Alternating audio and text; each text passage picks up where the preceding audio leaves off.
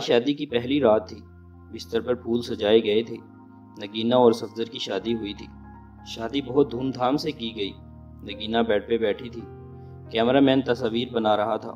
وہ کبھی دائیں سر کر رہی تھی، کبھی بائیں طرف۔ سب لوگ نئی تھے، ہر چہرہ اجنبی تھا۔ صفدر پاس بیٹھا تھا۔ سب محلے والے دلہن دیکھنے آئے ہوئے تھے۔ نگینہ نظریں جھکائے بیٹھی ہوئی تھی۔ رات کے 12 بج چکے تھے۔ وہ بہت تھک چکی تھی۔ بھوک سے برا حال تھا۔ سب چلے گئے۔ دروازہ بند ہوا۔ صفدر نگینہ کے پاس بیٹھا۔ آپ ایسا کریں، چینج کر لیں، تھک گئی ہوں گی۔ نگینہ نے ڈریس چینج کیا۔ بھوک سے اس کی حالت غیر ہو رہی تھی، لیکن کیا کر سکتے تھے؟ صفدر کو اس کی تھکن سے کیا واسطہ تھا؟ وہ محبت بھری باتیں کہاں کرنا چاہتا تھا؟ وحشیوں کی طرح اس پہ ٹوٹ پڑا، لیکن وہ اس کام میں جتنی جلدی دکھا رہا تھا اتنی جلدی ہی وہ فارغ ہو گیا۔ اپنی شرمندگی کو چھپانے کے لیے نگینہ پر اپنی مردانگی کا روب ڈالتے ہوئے بولا، دیکھو مجھے تماشے اچھے نہیں لگتے، میری باتیں کان کھول کر سن لو، میں بار بار یہ باتیں نہیں کھولوں گا۔ گھر کے سارے کام تمہارے ذمے ہیں، کھانا بنانے سے لے کر جھاڑو صفائی تک۔ سن رہی ہو نا؟ نگینہ نے ہاں میں سر ہلایا۔ نگینہ سوچ رہی تھی کہ وہ گفٹ دے گا، کوئی محبت بھری باتیں کرے گا، لیکن اس کو نگینہ سے کام کروانے کی فکر تھی۔ شادی کے دن گزر گئے۔ ہاتھ میں جھاڑو، مقدر میں کچن لکھ دیا گیا۔ نگینہ کی جٹھانی ان کی رشتہ دار تھی، لیکن یہ غیروں سے بیاہ کر گئی تھی۔ نگینہ کھانا بنانا، صاف صفائی کرنا، کپڑے برتن، سب کام جب تھک کر ٹوٹ جاتی تو رات کو شوہر کے نخرے اٹھانا۔ صفدر بہت روکھے ہوئے لہجے میں بات کرتا نگینہ سے۔ رات ڈنر ہوا، اپنے کمرے میں چلے گئے۔ نگینہ صفدر کے پاس بیٹھ گئی۔ صفدر، شادی کو 3 مہینے گزر گئے ہیں، آپ مجھے کہیں گھمانے لے کر نہیں گئے۔ صفدر حیرت سے دیکھ رہا تھا نگینہ کی طرف۔ نگینہ، گھمانے کا مطلب کہاں جانا ہے تم نے؟ اس نے اتنے روکھے لہجے میں پوچھا کہ نگینہ سہم سی گئی۔ صفدر، آپ کیوں اتنے غصے سے بات کرتے ہیں مجھ سے؟ صفدر ٹی وی دیکھتے ہوئے بولا۔ نگینہ، جاؤ میرے کپڑے استری کرو، دماغ نہ خراب کرو یار میرا، سارا دن کا تھکا ہوا ہوں میں۔ نگینہ پیروں کی طرف بیٹھ گئی۔ اچھا چلیں آپ لیٹ جائیں، میں آپ کو دبا دیتی ہوں۔ صفدر لیٹ گیا۔ نگینہ صفدر کے پاؤں دبانے لگی۔ صفدر سو گیا تھا۔ وہ صفدر کے پیروں کو اپنی گود میں رکھ کر سوچ رہی تھی، صفدر، میں نے شادی سے پہلے بہت دکھ دیکھے ہیں، مجھے محبت چاہیے، آپ کا ساتھ چاہیے، آپ کیوں میری آنکھوں سے میرا درد نہیں سمجھ پاتے؟ اصل میں نگینہ کی ماں نہیں تھی، سوتیلی ماں کے ساتھ جوان ہوئی، اور سوتیلی ماں کیا سلوک کرتی ہے یہ مجھے بتانے کی ضرورت نہیں ہے۔ نگینہ نے بہت درد سہا تھا۔ سوتیلی ماں کے ہاتھوں یہاں ایک ظلم یہ بھی تو کیا گیا تھا۔ نگینہ 20 سال کی تھی اور صفدر 36 سال کا۔ جیسے نگینہ سے جان چھڑانی تھی، ان لوگوں نے وہ قدموں کے ساتھ لپٹی اپنے ہم سفر سے احساس کی بھیک سی مانگ رہی تھی۔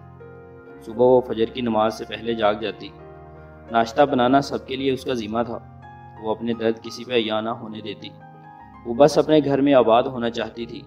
صفدر کا ساتھ اسے چاہیے تھا، بس اکثر کبھی تھکن کی وجہ سے برتن نہ دھو سکتی یا جھاڑو ٹائم پہ نہ لگا پاتی تو ساس اسے لاکھوں باتیں سناتی۔ وہ اپنے لبوں کو سی کر ہر طعنہ برداشت کر جاتی تھی۔ صفدر، مجھے ہر مہینے 5000 دے دیا کرے نا۔ صفدر نے زہر آلود نگاہوں سے دیکھا نگینہ کی طرف۔ خیر ہے نا، 5000 کیوں چاہیے تم کو؟ نگینہ نے بڑے پیار سے جواب دیا، صفدر، میں عورت ہوں، میری ضروریات ہوتی ہیں، پیسے پاس ہوں تو کبھی بازار جاؤں تو اپنے لیے کچھ ضروری چیزیں خرید لیا کروں۔ اب میں آپ کے بھائی سے تو یہ سب باتیں کہہ نہیں سکتی۔ صفدر کو نہ جانے کیوں ایک چیڑ سی تھی نگینہ سے۔ اس نے غصے میں بولا، نگینہ دیکھو میرے پاس اتنے پیسے نہیں ہیں کہ تم کو الگ سے دے سکوں، جو چاہیے ہو امی سے کہہ دیا کرنا، وہ لا دیا کریں گی، الگ سے خرچہ چاہیے اس کو۔ صفدر، آپ نہ دیں مجھے کچھ، میں آپ کے ساتھ خوش ہوں، بس آپ مجھ سے پیار سے بات کر لیا کریں، مجھے پیار سے آواز دیا کریں، میرا نام پیار سے پکارا کریں، قسم خدا کی میں سب کچھ بھول جایا کروں گی، دن بھر کی تھکن، وہ پرانے درد، سب کچھ، بس آپ مجھے محبت سے پکارا کریں۔ صفدر نے وقتی طور پر مسکرا کر کہا، تو پیار سے ہی تو رہتا ہوں تمہارے ساتھ۔ نگینہ ناز اٹھانے والے لہجے میں بولی، صفدر، آپ نہیں نہ کرتے پیار مجھ سے، لیکن آپ بس غصہ ہی دکھاتے ہیں۔ صفدر، یہ دیکھیں کہ میری برتھ ڈے تھی، میں نے آپ کا نام اپنے ہاتھ میں مہندی سے لکھا ہے۔ صفدر جیسے بیزار سا ہو رہا تھا، اس کی باتوں سے نگینہ سے پیار سے باتیں کر رہی تھی صفدر سے، لیکن صفدر دل ہی دل میں بول رہا تھا، کیا پاگل پلے پڑ گئی ہے میرے، اس کو کیا کہوں، میں نہ جانے کیوں بے رخی کرتا تھا۔ وہ انہوں نے نیا گھر بنانا تھا، گاؤں کے لوگ تھے۔ صفدر نے نگینہ سے کہا، نگینہ آج رات اینٹیں آ جائیں گی، تم ہماری مدد کرنا، اینٹیں گھر میں پھینکنی ہیں۔ نگینہ نے دن بھر گھر کے کام کیے، پھر رات کو وہ اینٹیں اٹھا کر گھر میں پھینکنے لگی۔ رات کے 3 بج گئے تھے۔ کام ختم ہوا، اس کا جسم درد اور تھکن سے بے جان سا ہو رہا تھا۔ صفدر لیٹ گیا۔ نگینہ پاس گئی۔ صفدر پلیز میرا سر دبا دیں، مجھے بہت درد ہو رہا ہے۔ صفدر نے کروٹ بدلی۔ یار جاؤ جا کر پیناڈول کھا لو، مجھ سے دبایا نہیں جاتا۔ وہ بستر پر لیٹ گئی۔ نہ جانے کیوں آنکھوں سے آنسو بہنے لگے۔ وہ رو رہی تھی، اس کو بہت درد ہو رہا تھا۔ وہ منہ پہ ہاتھ رکھ کر سانس روکنے کی کوشش کر رہی تھی۔ صفدر پاس سویا ہوا تھا۔ وہ درد سے نہ سو سکی۔ فجر کی اذان ہونے لگی کہ اس کی آنکھ لگ گئی۔ وہ سوئی ہی تھی کہ ساس گالیاں دے رہی تھی۔ میڈم سوئی ہوئی ہے، شرم ہی نہیں ہے، ٹائم دیکھو۔ صفدر بھی برہم ہوا۔ وہ اٹھی۔ صفدر غصے میں تھا۔ نگینہ کوئی شرم ہے تم کو؟ ٹائم دیکھو، امی خود ناشتہ بنا رہی ہے، آپ کی آنکھ ہی نہیں کھلتی۔ نگینہ کیا کہتی جبکہ اب صفدر کو فرق ہی نہیں پڑتا تھا نگینہ مر رہی ہو یا کسی درد میں ہو۔ وہ خاموش ہوئی، کچن میں چلی گئی۔ سارا کام کیا، اس کی حالت کافی خراب تھی۔ کسی نے کسی سے کچھ نہ کہا۔ شادی کو 3 سال گزر گئے تھے لیکن اولاد نہیں تھی۔ ان 3 سالوں میں کوئی ایسی سانس نہیں تھی جب کبھی سکون پایا ہو۔ نئے گھر کا کام شروع کیا۔ وہ مزدوروں کی طرح کام کرنے لگی۔ دن بھر سب کے لیے کھانا بناتی، پھر کبھی اینٹیں اٹھا کر دیتی تو کبھی مٹی اٹھا رہی تھی۔ 4 مہینے اس نے مزدوری کی۔ گھر تیار ہوا صفدر کے ساتھ رہتے ہوئے۔ وہ صفدر سے دور تھی، صفدر اس سے دور رہنے لگا۔ دن کی دوری سے راتوں کی دوریاں بھی بڑھنے لگی تھی۔ اولاد نہ ہونے کے تانے دینے لگے۔ ایک ڈر سا اسے ستانے لگا۔ صفدر تو پہلے ہی اسے دکھ دیتا تھا، لیکن اب اولاد نہ ہونے کے تانے۔ ان دنوں کہیں اسے چھپ کر صفدر کی دوسری شادی کی باتیں ہونے لگیں۔ وہ سب کے رویے سمجھ رہی تو کچھ تو غلط ہو رہا تھا۔ نگینہ ایک نوکرانی سے بڑھ کر کچھ نہ تھی۔ وہ لبوں کو سیے بیٹھی تھی۔ نگینہ کو ایک خوف تھا کہیں صفدر مجھے دور نہ کر دے، لیکن جٹھانی کی چھوٹی بیٹی نے بتایا، آنٹی نگینہ ماما کہہ رہی تھی صفدر چاچو کی شادی کرنی ہے، نئی آنٹی لے کر آنی ہے۔ نگینہ سمجھ چکی تھی کہ قیامت ٹوٹنے والی ہے، لیکن وہ خاموش تھی۔ صفدر کمرے میں بیٹھا چہرے پہ کریم لگا رہا تھا۔ نگینہ پاس گئی۔ آج کل بہت کریم لگا رہے ہیں، بڑے سونے لگ رہے ہیں آپ نے۔ نگینہ صفدر کے کندھے پہ سر رکھ کر بتا رہی تھی، صفدر آپ خوش رہیں، ہمیشہ میں نماز پڑھ کر آپ کے لیے بہت دعائیں مانگا کرتی ہوں، آپ کی زندگی کی دعا مانگتی ہوں، آپ کے ساتھ ہی تو میرا سب کچھ ہے۔ جیسے وہ ایک درد دل میں چھپا کر خود کو سمجھا رہی ہو کہ صفدر مجھے کبھی نہیں چھوڑے گا۔ اور پھر وہ دن آ گیا۔ لڑکی والے صفدر کے گھر آئے۔ ساس نے سختی سے کہا کھانا بناؤ اور اپنے کمرے میں چلی جاؤ، سامنے نہ آنا منحوس۔ وہ اتنی بے رخی سمجھ رہی تھی۔ اس نے شادی کے بعد ایک کام سیکھ لیا تھا، درد کو چھپانا، خاموشی سے رونا اور بے پناہ گلے، لیکن شکوہ نہ کرنا۔ وہ واپس پلٹ کر دیکھتی تو سوتیلی ماں تھی جو اسے واپس قبول نہ کرتی۔ سامنے صفدر کی شادی تھی جو کبھی بھی دھکے دے کر نکال سکتا تھا۔ صفدر کا رشتہ طے ہوا۔ کچھ دنوں میں ہی دوسری بیوی کو لے کر آئے۔ بیاہ کر جس کمرے میں وہ صفدر کے ساتھ رہتی تھی، آج اس کمرے میں صفدر کی باہوں میں کوئی اور تھی۔ اسے الگ سے ایک کمرہ دے دیا۔ وہ حسرت بھری نگاہ سے دیکھتی رہتی۔ صفدر اپنی دوسری بیوی کو مری گھمانے لے گیا۔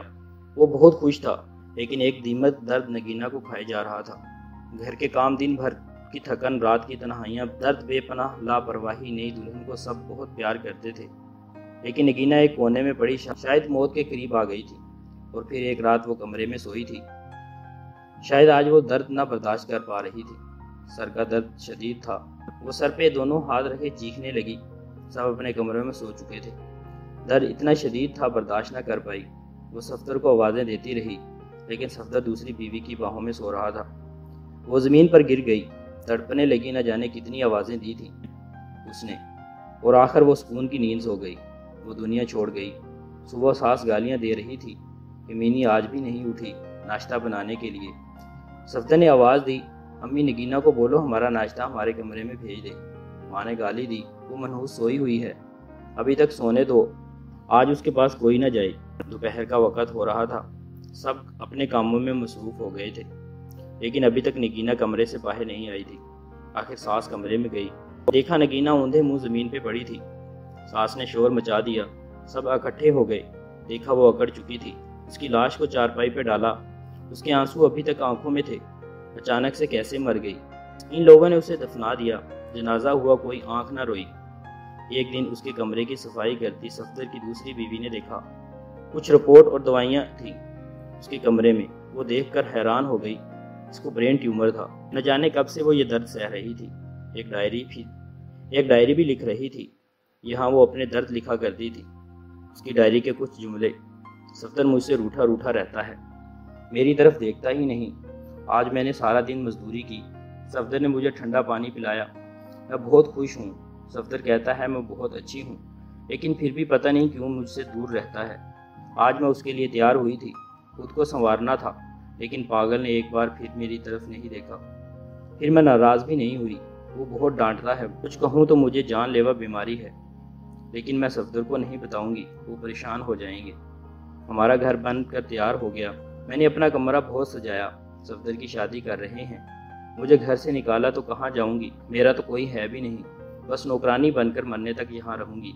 صفدر اپنی دلہن سے بہت پیار کرتا ہے، اسے برگر لا کر دیا، میں نے کہا مجھے بھی لا دو، کہتا ہے تم برتن دھو جا کر، دماغ نہ خراب کرو۔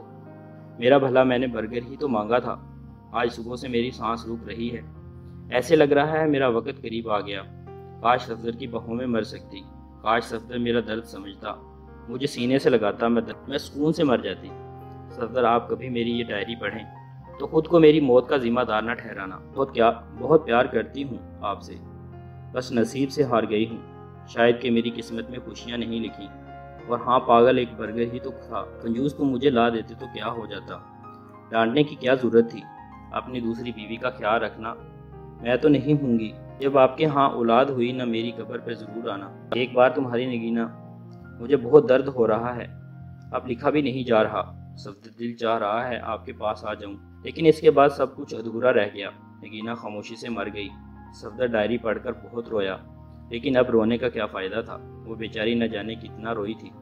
اس کی قبر پہ قدموں کی طرف بیٹھ کر معافی مانگنے لگا، لیکن اب معافی مانگتا یا کچھ بھی کرتا وہ کہاں لوٹ کر آنے والی تھی۔ نہ جانے کتنی نگینا آج بھی ہیں جو اپنے ہم سفر کی بے رخی پہ جی رہی ہیں، جو درد سہتی ہیں، شکوہ نہیں کرتی۔ ارے بے قدرو، اپنی ہم سفر کو محبت سے دیکھ لیا کرو، خدا کی قسم وہ ہر درد ہر دکھ بھول جاتی ہیں۔ اس سے پہلے کوئی نگینا دنیا سے چلی جائے، وہ آپ کو جب تک سمجھ آئے یہ دیر ہو چکی ہو، کہ یاد رکھنا قیامت کے دن محشر کو پوچھا جائے گا۔